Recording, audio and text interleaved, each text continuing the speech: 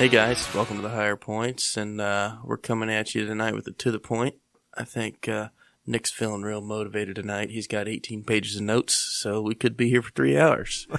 I've got There's one page. Oh, okay. I have one page. Okay. Well, he's going to put some soft people on blast, and we'll see what happens. So. I love how you set that up. Now, I will preface this conversation with, if you're a man, I'm more than likely going to offend you at some point in this. And if you are a feminist, then you should probably just press stop now. But I'm going to assume if you're actually a true feminist, you're not tuning into a podcast made by two dudes, especially with the things we talk about. Yeah. So don't have to worry about it. But I just kind of wanted to talk about, like, essentially, we all talk about the culture change and how, like, all these things are not going the way they're supposed to, and all of this kind of stuff. And I wanted to just talk about, like, what it means to me and what I think it means to be essentially a man, and to how do we shift this culture, right? So, why are we having this conversation? So we're basically, what we're lacking as men is what I want to talk about in this conversation. And, you know, I'm talking as much as to myself as I am to others, because I don't have all of these locked down. I'm not perfect. I'm not sitting here saying that I have all of these perfectly locked down, but I want to tell you that I have the vast majority of them locked down. Well, I mean, when I post the motivational stuff on my Instagram or whatever, I look at that and I'm like, that's mostly for me. Yeah. But I'll tell you, if you listen to any of this and you think, like, it hits you or it offends you or you're like, fuck that guy, then that means that what I'm saying is true and it's attacking you at your values, and you need to do some self-introspection and consider changing. So keep that in mind as you listen to this. So we need to have a culture change, and the only way we do that is by changing who we are as men, which then translates into our families, which then translates into our kids, which then translates into change. We're not going to vote ourselves into a culture change. We're not going to vote ourselves into prosperity. Nothing about government is what gives us prosperity. The lack of government is what gives prosperity. Because I'm sure that, Nate, being a hemp company, the government has made your job significantly easier, correct? My point exactly. So first, I want to start with the foundation, and this is important to me. So, I like to go to the Bible to kind of read some things that I think that define what we should be as men. So Ephesians 5:25 says, "Husbands, love your wives just as Christ loved the church and gave himself up for her." So it's interesting that when you think of that, it says to love your wives just as Christ loved the church. Well, what did Christ do for the church? He's not talking about, like, the church, the physical building. He's talking He's about talking the about people us. of the church. Yeah. Yes. So what did he do? Ultimately, what happened? Sacrifice himself. Yeah. So, be willing to sacrifice your own life out of love for your wife is essentially where that's at. Love your wife the same way Christ loved the church and give yourself up for her, essentially. And the next one is in the next chapter, and that one was 5:25. I think I said that, but just to be sure. The next one is going to be Ephesians 6:4. And it reads, "Fathers, do not exasperate your children. Instead, bring them up in the training and instruction of the Lord." And I will tell you, this is one that I don't have locked down.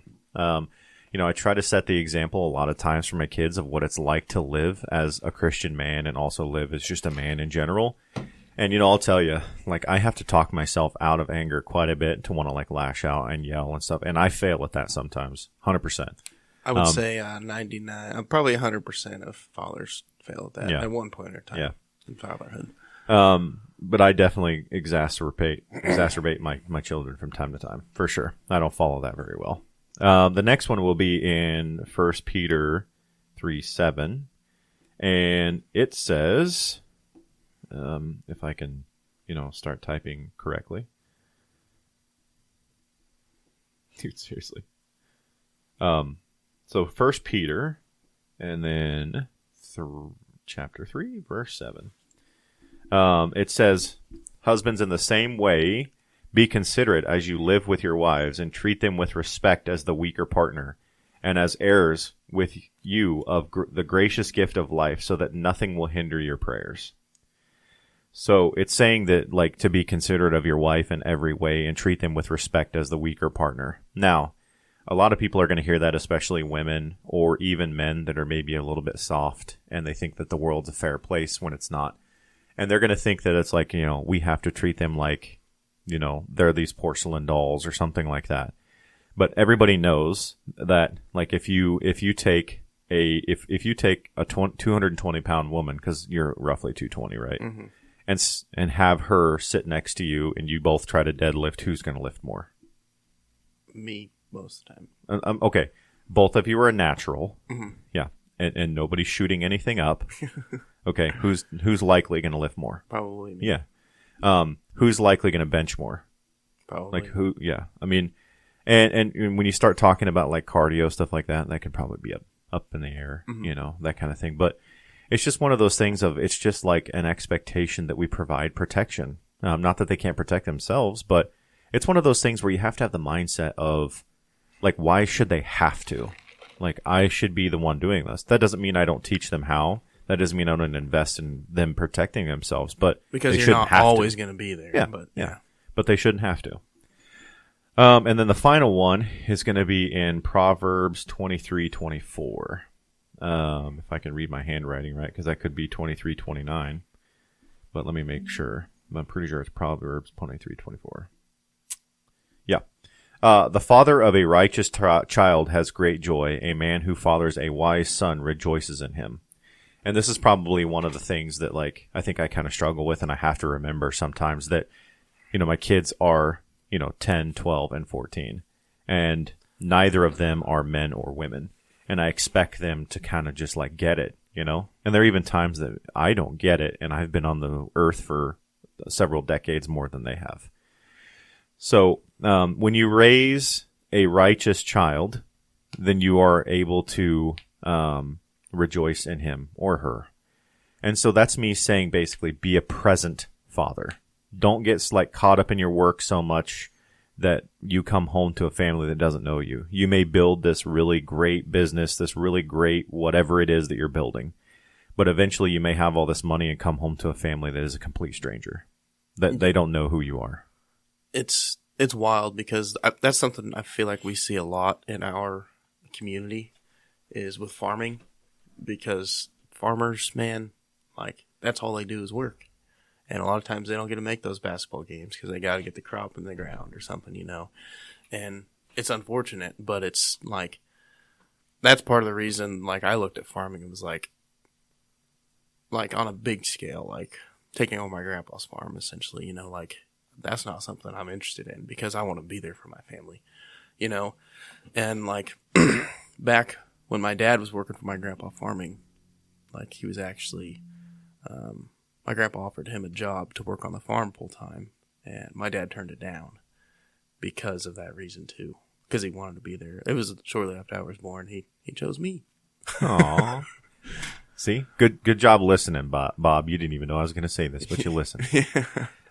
And it's one of those things of also, if you're one of those people that are sitting here listening to the podcast, you're saying, my dad was never present, my dad never loved me, all this other kind of stuff, because he was always at work or whatever. Like if your dad was out and he was like cheating and all this other kind of stuff, like maybe I could get it. But if your dad was like working and all this other kind of stuff, he was saying I love you every time that plate was put down on your table in front of you, even though he may not have been there. It's what he does. It's just a misconception. He thinks he's working and showing love in that way when he really needs to be there in person, Yeah. So how do we be manly, right? So the first things first is stop being a victim. Stop playing the victim card. I get that bad things happen, but I guarantee you're going to meet somebody in the world that something bad has happened to them. And we all have bad shit that happens to us. All of us.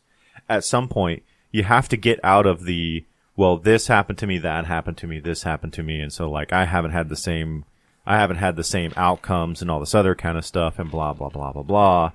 And, like I get it, when you have something happen to you, you go through the same grieving process as if you like lost a family member, right? Mm-hmm. You're going to go through all the things like the sadness, the depression, the bargaining, all that other good stuff. Like, feel it, go through the process, but at some point you have to, like, stand up and get it done. Say that happened. Now, like, what am I going to do to move forward? And I know some people that they just perpetually live in this state. And I can tell you one thing. If you are trying to be around other men and you're in this state, like, they're going to find reasons to not be around you. Mm-hmm. Like, if you constantly want to live in that world, because, like, let's say, Nate, you and I always got together and we were watching the Chiefs play every Sunday night. Yeah. And all I could do was bitch about my wife's ex-husband. And that's all I did. Like that, he doesn't pay his child support. He doesn't do this. He doesn't do that. Like, at first you're going to be like, yeah, man, I get it. That sucks. Like, let me know what I can do to help out. But like 3 weeks from now, if I'm doing that every single time that we meet together, you're going to be like, dude, seriously, shut up. And that is... Go ahead. That is the victim mentality, right? You're giving power to that person in your free freaking time. Like, they have power of you and they're not even here. They're not even doing it. Like, you're here to enjoy some cold beers, watch some football, and chill with your homies without any kids around or a wife telling you to get home, et cetera, et cetera, et cetera. Yet you're still giving that person power because you're living in that victim mentality, and it's absolutely draining. Yep. And I would say the same for not necessarily the victim mentality, but like living in the glory days and stuck in a certain time period. That's your personality is high school football from 10 years ago. I don't know if you've got something on this in there. No. But that's something we talked about in football, was like having a bad memory for the bad things and also for the good things. Like, you score a 60-yard touchdown, well, you got to turn around and you got to kick an extra point. So you got to forget about it and do your job the next play. So, like, having that, being able to move on from those good things, like, celebrate them in the moment, but then move on and be ready for the next day. Yeah. Right. I think it all goes in the same hand. Well, and there's also, like, if you look at, like, truly successful people, not just men and women, like just as if you take Tom Brady as an example, like, whenever he wins a Super Bowl, like, he might celebrate that night and all that other kind of stuff, but then the next day, well, when he was in his prime, like, he's probably getting ready to get out now. But, like, when he was very first winning Super Bowl after Super Bowl, like, he didn't stay celebrating for 2, 3, 4 weeks, a month, or whatever, and then he didn't go into every interview going, oh, yeah, you remember that last Super Bowl? Like, that dude is now forward-thinking. The very next day, he's forward-thinking, okay, so I'd like to do this different in my training program. I'd like to do this different in my nutrition. I'd like to do this different in my recovery. And then I got to talk to this person, and then I got to get with Coach Belichick, and then we're going to fix this in the offense. Like, they're moving on, right? And even when he loses those Super Bowls, he was still looking forward to the next thing. He didn't even more so. Like, there's no celebration, and it's just straight back to work. And if he lived in that victim mindset, like, he's not going to be successful. He's not going to be a successful leader. He's not going to be successful at getting together with his teammates and motivating them to do anything. And if you listen to anything on that man, whether you like him or not, they say that he is an incredible motivator and holds people accountable and like all that stuff. I mean, he came into the Buccaneers, right? Yeah. And basically like, kind of turned that team around, like essentially overnight. And, I mean, it seemed overnight. He's just... I mean, same thing with Jordan and the Bulls. It's hard not to respect Tom Brady. Like, I rooted against him for so many years and hated that dude. I'm like, he's a freaking robot now. Like, he's still playing. I think he's going downhill now, but still, like, he's been at his prime for the past 20 years, almost the whole time I've been alive. Yeah. Well, and that's another thing too, is that, like, people want to hate on football players, right? Because they make all this money and it's disproportionate because they just move a ball down the field and all this other kind of stuff. Well, if you're one of those people that say that, you're just a hater of people that, like, have done the hard work to get to where they're at. Because being at the level of athleticism and mindset that they're at, they didn't get that way by accident. No. They didn't get that way because even if you have natural talent, like that quote unquote natural talent, they put in a lot of reps to become excellent at what they do and till they can't get it wrong. Yep. And that's just the thing is that, like, when you go to bitching about that, you're bitching about that from your fucking lazy boy easy chair that you paid for on credit that you're paying 30% interest on, while you're sitting with a beer with your, 50-pound overweight beer belly gut complaining about them moving the ball down the field and that they make too much money. Well, what is it that you've done to earn that money? No joke. Not a damn thing. Not a damn thing. As a matter of fact, your wife's probably bitching at you because you are sitting there with your hand in your pants, drinking your beer, watching your football, and you haven't taken the trash out. And then you wonder why she won't believe in you when you say, oh, I'm going to do this, I'm going to do that, or I'm going to make this business, or I'm going to do this, I'm going to be successful, we're going to own this house someday. And she's like, yeah, right. You can't even take the trash out, homie. Like, your actions speak significantly louder than your words. Yep. I told you I was going to spit fire today. Well, and it's tough to find a person like that attractive, too, for a wife. Oh, the same thing. That's just the thing. Same thing. You expect your wife to be this, like, 36, 24, 36, prim, proper, lady in the streets, freak in the sheets, etc. Well, no, she doesn't want to go down on a dude that she has to hold his belly up out of the way to get to it. Like, that's not something that is a turn on. No. Why is it expected of her but not of you? Yeah. Take ownership in that and change Amen. It. Amen. So the next thing is like, again, on the topic of how do we be manly. So we have to hold standards, right? So our kids do what they see. And that's kind of something that I've noticed recently in some changes that I've had in my life that I've done. I'm watching my children mimic me and follow me and do what I'm doing, especially when it comes to the gym and also a little bit with how they're eating. I mean, they're still kids. But they're at least like noticing the changes and like what's being provided for supper and stuff like that. But where I've noticed it the most is their willingness to like kind of go to the gym and do the work and listen and, do what they need to get done. They're talking shit about lifting in the gym, too. You mean? On social media. Who is? Eli. Oh. He's talking shit? Yeah. Why? Did you see him comment on mine? No. Yeah. What'd he say? On my dad, he's like, oh, easy, I got that. Or something like that. Or I could do that. I did not see that. I said, let's go, big fella. Let's see it. I did not see that. There's no way he's going to be able to. He could pull that. Hey, by the way, did you ever figure... So Nate did, what, 565? That's what I thought it was. But did you end up finding out that the bar was more? I texted Seth that night. He said it was between 60 and 65 pounds. But I thought you said you were going to weigh it. I haven't been back to the gym because I was sick. Yeah, you pussy. Not a fucking man. Sitting watching football with your hand in your pants and not Drinking going to the beer gym. And being a bum. So the first thing the next thing in holding standards is men are men, women are women, end of story. That's all there is to it, okay?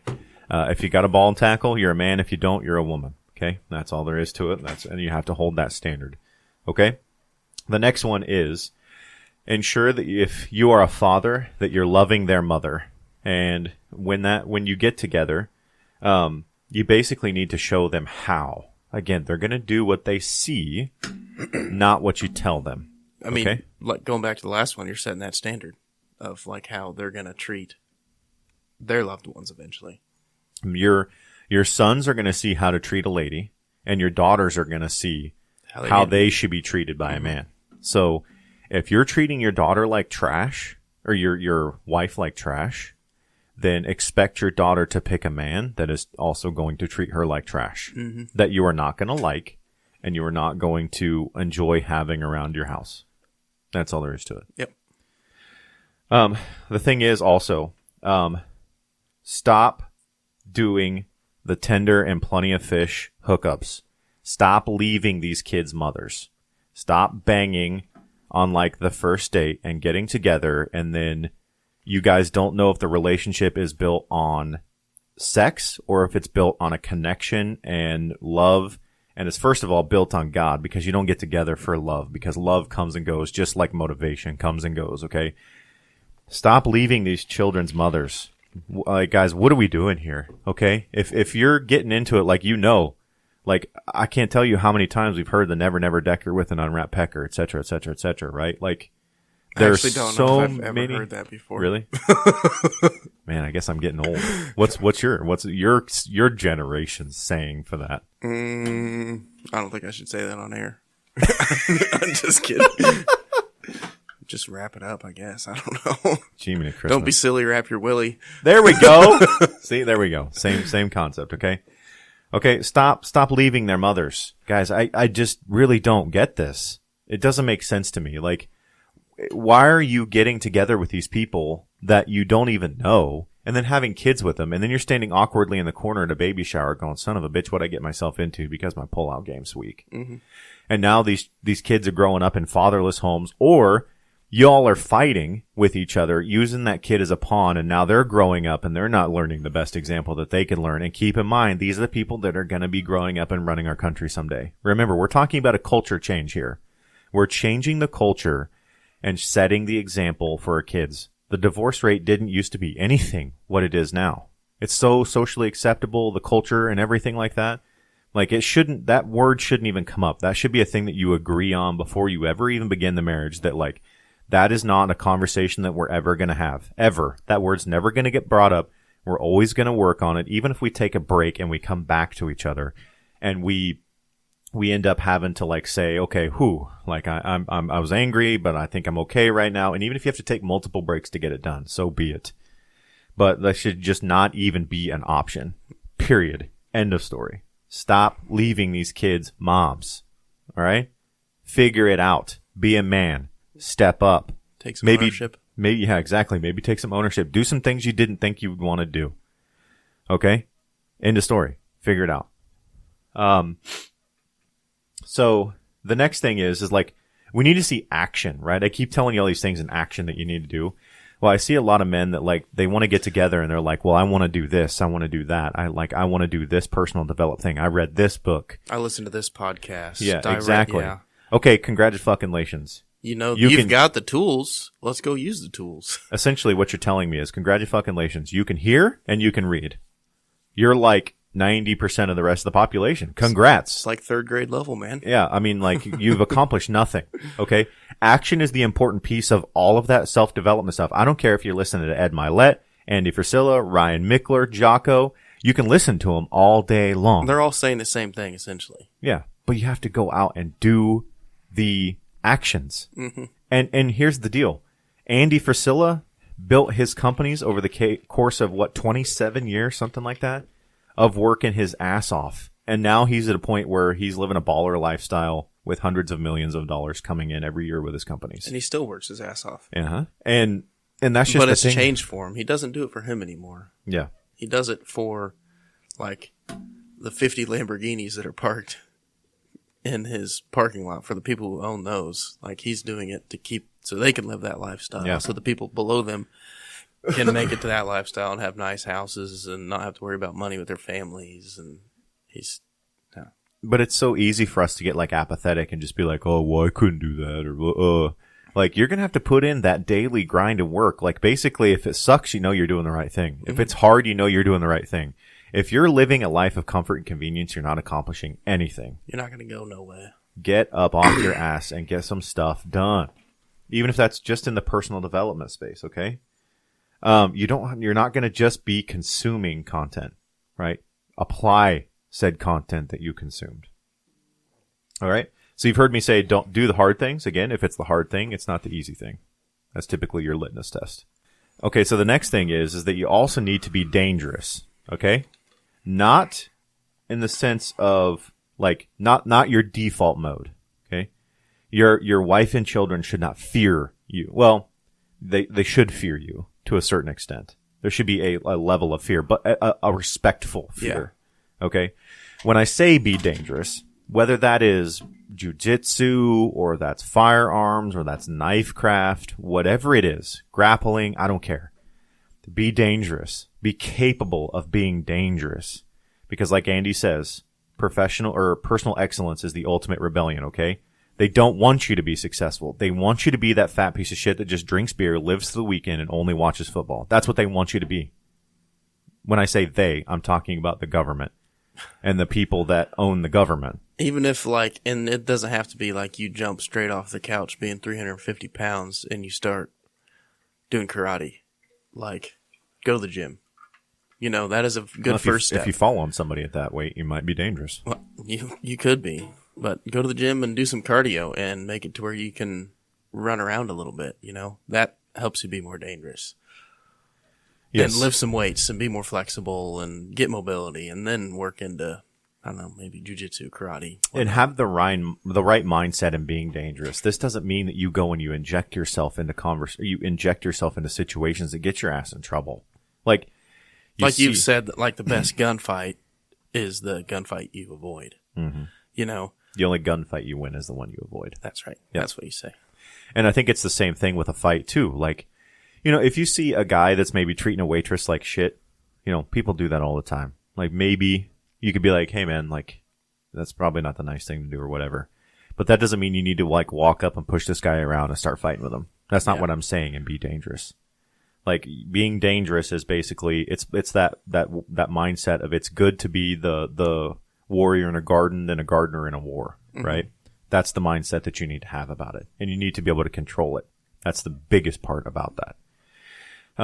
Because we're at that time where you've always heard the dichotomy of, you know, hard men, you know, create soft times create soft men create hard times, right?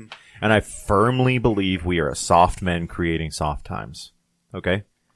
And so that's why I wanted to have this conversation. And the last couple pieces that I wanted to talk about on this culture change, just being a man is A. The next thing is you have a lot of men that are weak as shit that aren't going to step up and they aren't going to do the right thing. So be willing to invest in other kids that aren't your own, whether that's the Boys and Girls Club of America, whether that's through adoption, whether that's just through mentoring, through listening to other people like single moms that are maybe having some issues. Be like, hey, you know, I would love for your son or daughter to come hang out with me and my family or whatever. Just offer that mentoring time, okay? And the biggest thing is that one of the best pieces of advice Rob Ross ever gave, and you heard him say it in the podcast as well, was he never told his sons that a certain someone or other couldn't come to their house. Because he was like, okay, if they are that way or they are bad or they are a bad influence or whatever, we can bring them here, and then he can chaperone, first of all. And second of all, we can kind of help mentor and show him what the right way is. Plant that seed. Exactly. So again, to recap on that, invest in other kids, either through adoption, mentoring, or allowing other kids to come over. Big brothers, big sisters. Yes. Or doing big brothers, big sisters. Mm-hmm. So, and then the last piece here is stand up for what's right, not for what's convenient. And what brought this up for me is through a collective bargaining agreement, the women's U.S. soccer team is getting half of the money that the men's soccer team wins at the World Cup through a collective bargaining agreement, because the women sold, or the women didn't make as much money or whatever when they won, and so they sued because they weren't making as much as the men, and so now part of that settlement was they had a collective bargaining agreement where now they're getting half. So essentially, those dudes are making half the money they made for the work they put in to people that were not good enough. And keep in mind, this is the same U.S. women's soccer team that won to a group of 15-year-old, or lost to a group of 15-year-old boys. But this women's soccer team actually made it further in the World Cup than the men did. No, not this year. They did last year. Yeah, that doesn't happen every year. It's only every 4 years. So, but I'm talking about the current, or the last World Cup. Sorry, I'm talking about this current World Cup. The women are already done. They're on separate years. The World Cup is. Oh. It would have been like 2 years ago, I think, is when the women's was. Okay, well, anyway, they're still having to share money. Mm-hmm. There's a collective bargaining agreement. And it's like, I think the same example is like with the WNBA and the NBA. You know, like you look at the stands at a WNBA game and like you're getting $12 tickets and there's half the stadium's empty. You know, NBA games are sold out and they're $200 a game.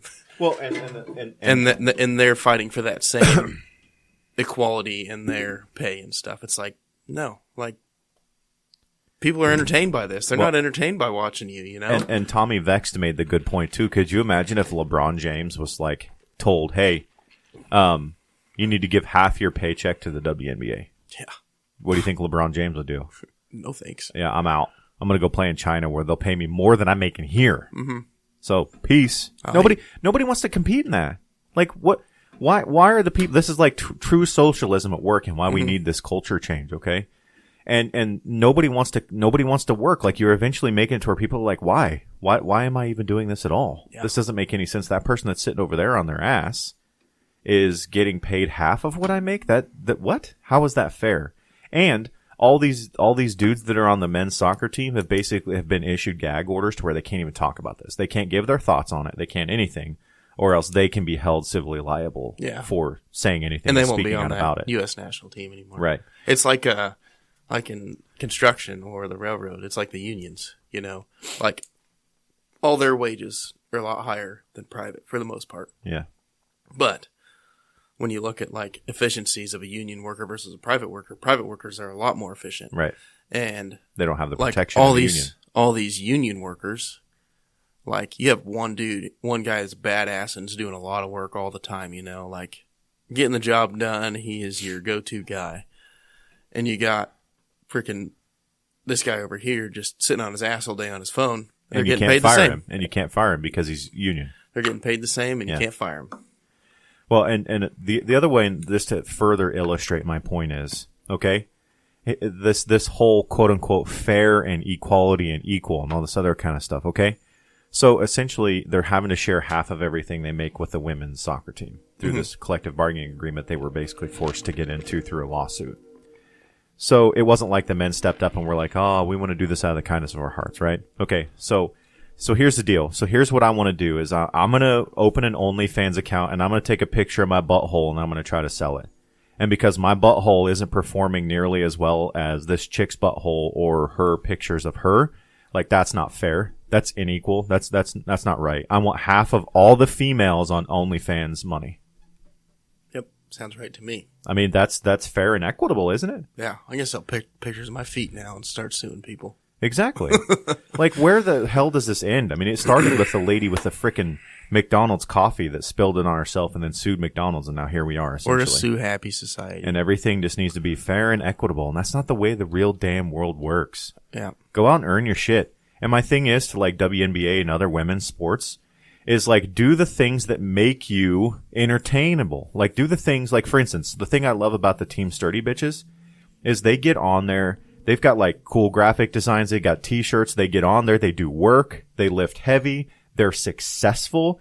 I have never seen any of those ladies on Team Sturdy Bitch ever be like, well, I don't get this same way that these guys do or all this other kind of stuff, right? They just show up. They do the work. They put it in. They grind and they get their shit done. Mm-hmm. And they're popular. They sell t-shirts. They sell the stuff when they go to the contest that they have like their cookies and their fundraisers and all this stuff. They're putting in that daily grind of work, and that is and they are entertaining. I love seeing their stuff on Instagram. I love it. It is good stuff. It is. It's funny. It makes me like really interested. So WNBA, women's soccer, etc. Hey, how about you try doing something that adds value to your sport that actually puts ass in seats? At which point you can start getting money. And then you'll start getting that. Mm-hmm. And then you make yourself interesting. And if you think that anybody actually gives a crap, okay, like, right, that WNBA player that got arrested in Russia for the drugs Griner. And all that kind of stuff. Yeah. Mm-hmm. Like, what team in the WNBA does she play for? None now. She plays for she's got a cannonball tied around her leg she play in for? Russian work camp. Like, well, exactly. Nobody fucking cares. Nobody knows. She played for Baylor in college. I remember that. So, hey, congratulations, Putin. You obviously didn't pay attention to America very well. We don't give a shit about the WNBA players. That's why she's still there. Like, honestly, like, they could have taken LeBron James, and there's a lot of people who've been like, yahoo! It's like, he sold out to China anyways. But you get the point I'm just trying to illustrate. No, I agree. So, that was me spitting fire today. That's all I had. I'm like, just basically go out there, be the change, do the grind, do the work, hold standards, be willing to just step in and mentor other kids through the multiple ways that we talked about. Stand up for what's right, not what's convenient, and just do work. Hey, hold on a second. Hold on. Mic drop. Well, guys, thanks for listening to the Higher Points. You can't do that while I'm drinking, man. You can't do that. Whew! Well, I feel better. Dude, I've been like holding that in all week, man. No, that's a good conversation. I enjoyed that thoroughly. And like, I agree with you. Like, there's a lot of people who need to step up, and like, there's women that need to step up too. Honestly, like, there's women that need to step up and take care of their families as well and assume that motherhood role. And it may not necessarily means you have to be a stay-at-home mom, but there's women who are absent out of their families too. Yeah. But I think ultimately the way Scripture has it, because a man leaves his family and marries a woman, and they become one. Mm-hmm. And essentially, in every way, shape, or form, he is a leader. Which is not to say that like this woman is like, get in the kitchen, make me a sandwich. That's not the picture I'm trying to paint. But if men are stepping up and doing manly things, 99.9% of the women are going to stick around. Mm-hmm. Okay? Because if you don't do the manly thing, all you are is a plaything to her. You're a pet. You're like a new chihuahua that she carries around in this pretty pink bag. Mm-hmm. And at first, you're entertaining. You're cute. You're fun. And then she puts you in the bag and she carries you around and shows you to her friends. But then eventually she wants to go on a trip with her friends to Jamaica, but she can't take you because there's export laws. So now she has to find somebody to babysit you. And then eventually she has to figure out like what to do with you after that. And you start shitting and pissing on the floor, and then you're not cute and interesting anymore. And eventually she just decides to turn you into the vet or release you out in the country somewhere. Put you down. That's what happens with women. Yeah. That's what we are when you don't stand up and do manly shit. Yeah. That's all there is to it. There was, I talked about, what is his name? You sent me one of his reels one time. I said, that dude's a piece of shit, basically. Oh, Andy Tate? Is that his name? Andrew Tate. Andrew Tate, yeah. And, like... I disagree with you, by the way. Did you look into how he made his money? Which, I mean, what he did is, like, he took a business opportunity and ran with it, and he made a lot of money.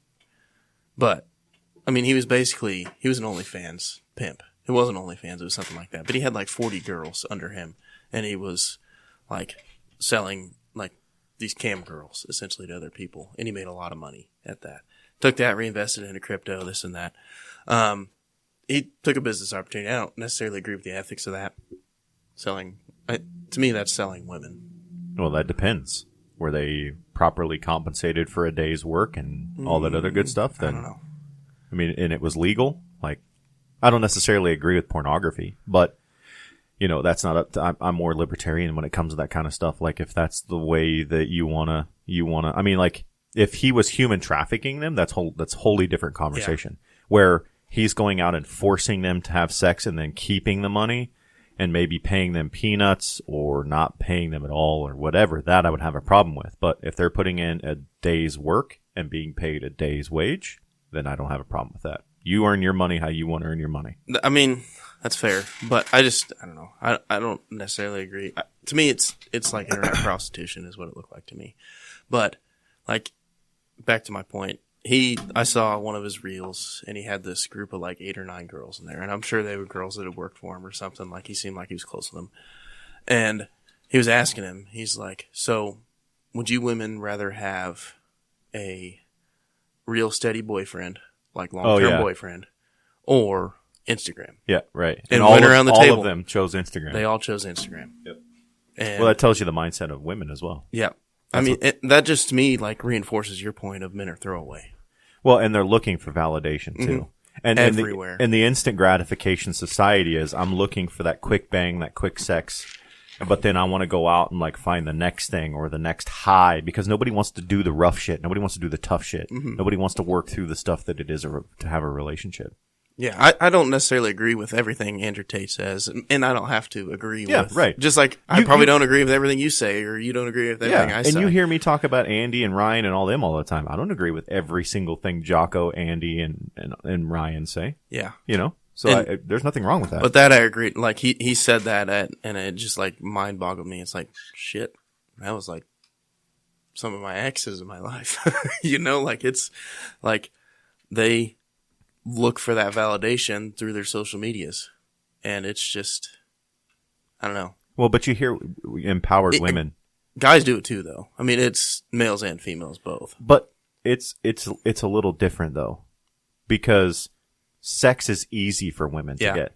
Sex is not easy for men to get, and so when you hear, gosh, we actually talked about this last night after we played D&D, and we were talking about like how women put up a story like a thirst trap on their Instagram, and they get dudes swiping up on crazy. It's like I put a picture of me flexing on Instagram, and I get 4 or 5 people swiping up on it. It's just a bunch of dudes. It's Nick and Cade and Jansen. and we're saying all kinds of improper things to them. But I completely forget where I was going with that. But essentially, it's one of those things where, you know, it's different, you know, and it's one of those things where it's easy for women to get. So like, it's just seen as like, that's why it's not seen as like this crazy cool thing. I'm trying to illustrate my point here. I probably won't be able to illustrate it very well, so I probably should just not before I stick my foot in my mouth. But women are allowed to kind of choose their worth, quote unquote, right? Like a woman could say like, I'm going to get a man that gets $100,000 and blah, blah, blah, blah, and he's going to treat me like this and this and this and this and this. What are men expected to do? Bend over backwards. Step the fuck up and provide. Yeah.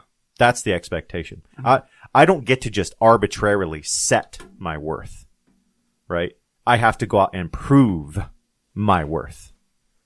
As a woman, I just basically have to look pretty, smile, smell good, etc., and then I get to decide what my worth is. Yep. Nope. Not for me. Like In the that person's gonna have to prove their worth to me. Yeah, but I'm saying in society as a general. No. And Yeah. please understand, like, as I do this is not some like attack on women. Like, I love my wife, and I don't want my wife to go anywhere, and I'm glad my wife is who she is. And I will tell you one thing.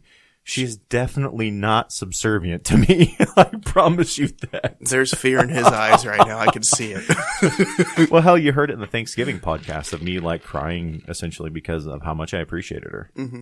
You know? It's just, yeah. We were getting ready to wrap that up, and then I just kept going. No, that's all I good. straight Andy Frisilla the shit out of that. Hey, it was a good one, man. It was a good podcast. So, we appreciate you guys listening, and that's our to the point for the night. Nick had a lot of good words, and just people just need to step up, whether you're male or female, and take ownership, and just go get it, man. It's a new week. It's a new day. Let's make it happen. Hell yeah. Be the change. Be the culture change. Start it today. We'll catch you guys next time. See you guys.